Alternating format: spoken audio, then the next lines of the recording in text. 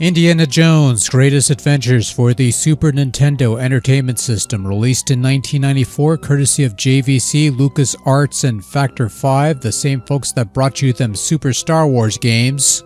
And if you're familiar with those games, then you've already had an inkling of how this one's going to turn out, because it's pretty much that same kind of side-scrolling action platformer with some Mode 7 vehicle segments thrown in for good measure. For those less familiar with the aforementioned games, well, they're side-scrolling action games based on those Star Wars movies that people actually liked, and were some of the better licensed action games to grace the Super NES back in the day. And you could arguably say something similar in regards to this, the sole Indiana Jones outing on the system. Unlike the Super Star Wars games, however, Greatest Adventures adapts all three films in the Indiana Jones trilogy: Raiders of the Lost Ark, The Temple of Doom, and The Last Crusade. There are no other movies.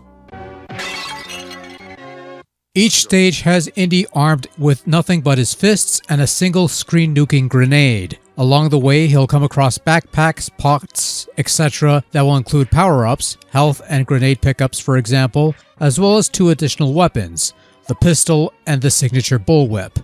The pistol can shoot in any of the 8 directions and is useful for clipping enemies at distant ranges. Oh, and there's also unlimited ammo as well, so have fun with that. The whip is a powerful short-range weapon useful for fending off enemies, but its awkward animation means it'll whiff smaller critters like rats and snakes. Indy can whip upwards but not downwards, and he can also use the whip to latch onto these knob-like things to swing across chasms and things of that nature.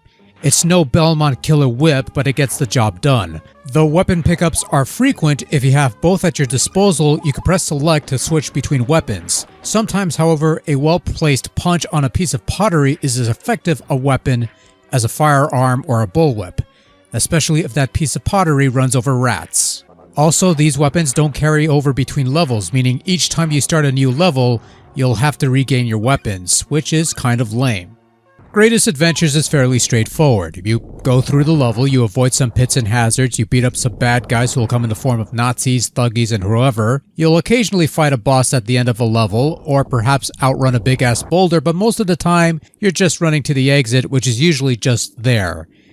In between some stages, there will be a cutscene that will set up the next stage, which is usually just a static picture with some text.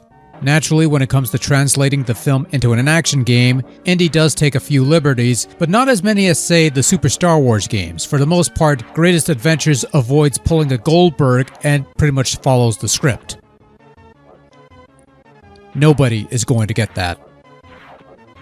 Much like the constantly aforementioned Super Star Wars games, Greatest Adventures has a rather high level of difficulty, regardless of what your difficulty setting is in the options. There's some tricky platforming, some awkward enemy placement, and the occasional leaps of faith that might have some people question whether the praise this thing got back in the day was perhaps misplaced. The health system is also somewhat different in that in the Super Star Wars games, you had health swords that you could pick up to extend your life meter, which gave you a bit of a fighting chance, especially in the later levels. Indy has no such pickups, you merely have the occasional hearts that will restore a sliver of health at most. Also, the idea of having to regain your weapons in every level also feels somewhat awkward and kind of stupid, but it is what it is. Control for the most part is pretty solid. It's responsive, functional, for the most part that is. Indy has a nifty roll that he could do to fit through tight corridors, evade stuff, or roll over rats. You have a designated roll button, but you have to crouch first before you can pull off the roll, which is an unneeded extra step if you're assigning this to a single button rather than a combination. Indy can also grab onto certain ledges to pull himself up on a platform, though this can be somewhat spotty at times. And while Indy can collect weapons and cycle through them, the regular punch is not one of these cycled weapons, and in rare instances where you need to punch things, you'll have to press the trigger buttons to punch, which is kind of awkward. Mind you, this is the default button mapping, and Indy has a number of options in this regard that you could choose to your liking, but there's a couple of quirks that you'll have to adjust to before getting a feel for how the game handles, which is typically fair enough and more than adequate. The game does include passwords, but you only get them when you travel to a new location or start a new chapter. That means you'll have to complete several levels before attaining your next password. This also means that when you exhaust all your lives and choose to continue up to 5 times, you'll restart at the first stage after your most recent password, and that means a lot of backtracking. It's a bit of a nuisance, especially during the longer stretches with multiple levels, and watching that all wash away is a downer. The Cairo segment, for example. You have a Cairo stage during the day, then you're chasing the truck at night, then you have another Cairo stage at night, then you're at the dig site, and you have 2 more levels in the Lost City, and then you get your password for the next segment. So you have to beat 6 fucking levels before you get your next password, and these levels are not short, they are fairly lengthy for the most part. But that's why we try and try again and hopefully snag a few more lives along the way that'll keep the adventure going, and those who can't, cheat.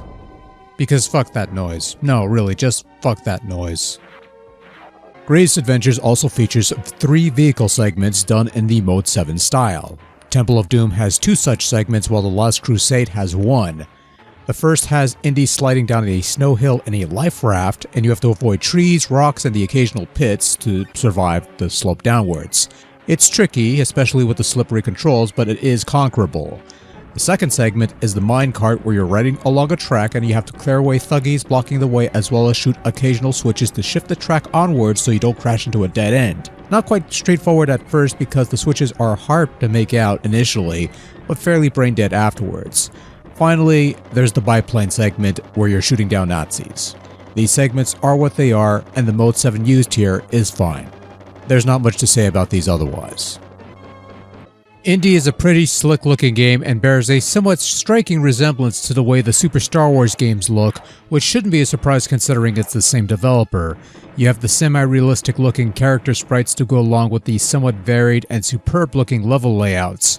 Yes, there's a lot of browns and beiges and earth tones that will make the whole thing blend together if you're not that familiar with the source material.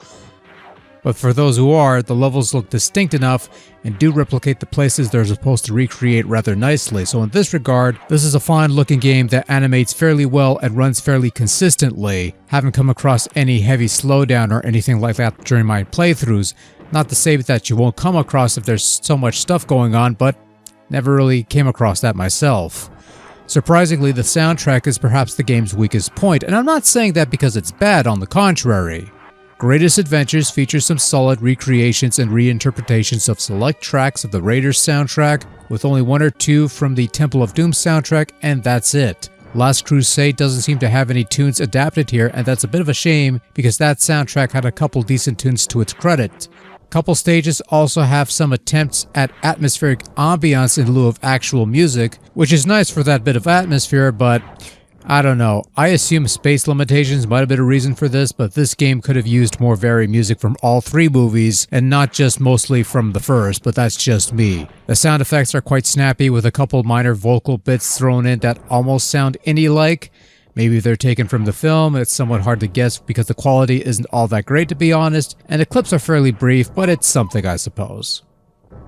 Overall, Indiana Jones' Greatest Adventures is a solid movie adaptation that might not be to everyone's tastes due to its overall challenge level as well as some quirks here and there, but the gameplay is solid, it adapts the material fairly well, and the overall presentation is top-notch. It's one of the better licensed titles to grace the Super NES, and in terms of all the indie action games I've played from around this time, this is the best to come out of that pile bar none. This is worth checking out, it's pretty good stuff.